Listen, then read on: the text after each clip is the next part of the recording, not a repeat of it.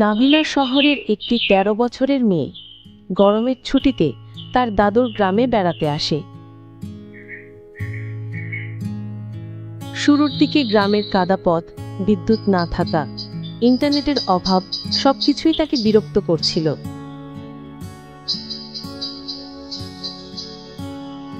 একদিন সকালে সে দেখে দাদু মাটির ঘর মেরামত করছে।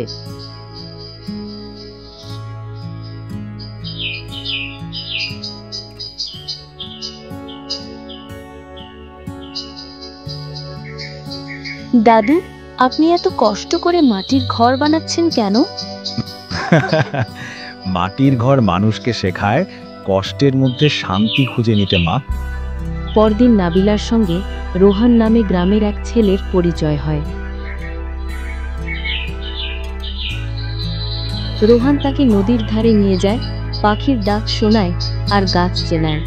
এই গন্ধটা শহরে পাওয়া যায় না, বুঝলে? দিন যেতে থাকে। নাবিলা ধীরে ধীরে প্রকৃতিকে ভালোবাসতে শেখে। সে দাদুর ঘরের কাজেও সাহায্য করতে শুরু করে। রোহানের সঙ্গে গ্রামের স্কুলেও যায়, যেখানে সবাই মাটির খেলনা বানায়।